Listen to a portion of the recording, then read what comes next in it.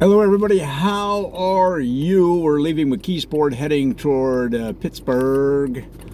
And I thought we'd take the opportunity to talk about some amazing players. This is going to be three amazing players in Pittsburgh Penguins history. As you know, I grew up in Canada, more or less, and 10 years. I guess I didn't really grow up there, but I lived there 10 years as a kid. And loved the game. Grew up playing the game and was so excited to learn about these players that have been sort of not lost but overshadowed through time by some of the more current players, which is just natural, right?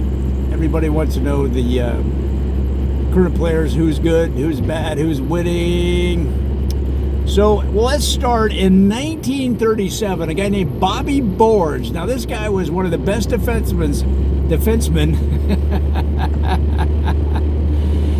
in an early version of the Penguins in 1937. Bobby Boards, and the thing is, he used to hit players so hard into the boards that they called it being Bobby Boarded.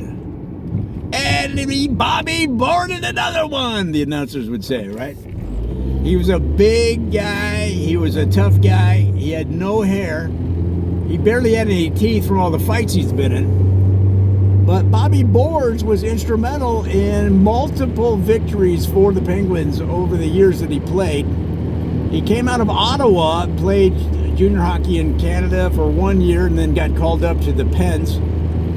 And this guy, his signature move of flattening people into the boards with such ferocity and with such strength and power that there were players that said, you know, in the cartoons where they saw stars, there were people that said they saw visions of little Bobby Boards dancing around their head.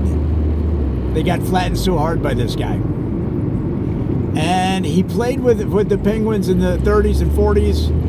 Then he ended up retiring early, and he opened up a gas station just outside of Pittsburgh in Monroeville, and was a popular speaker around town, raising money for the Boys and Girls Clubs, and lived the rest of his life here in Pittsburgh. Amazing.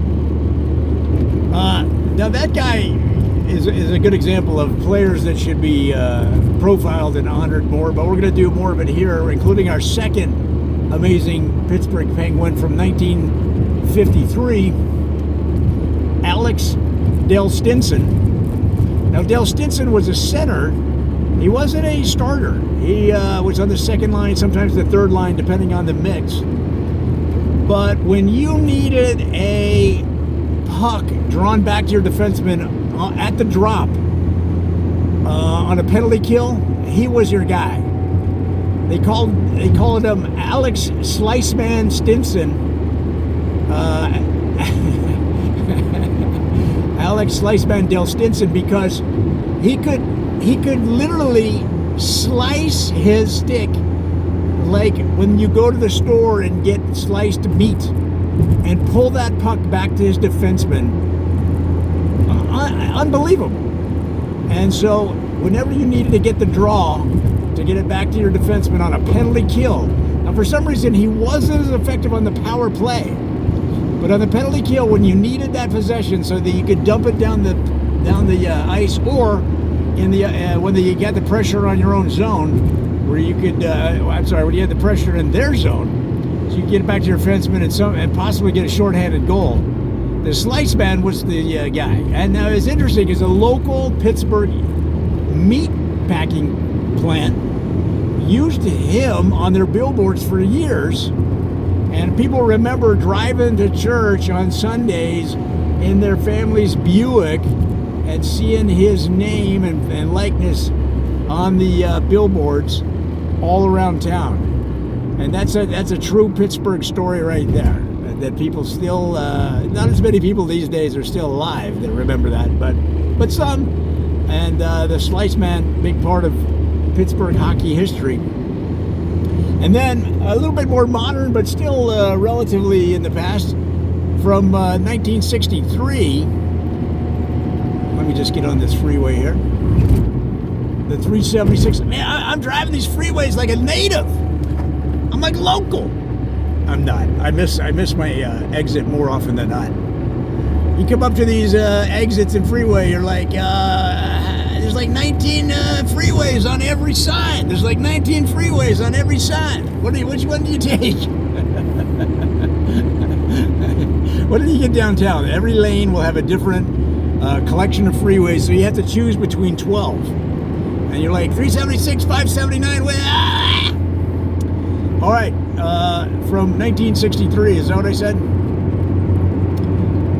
73. From 73. Let me just get into this bridge here. Yeah, all right.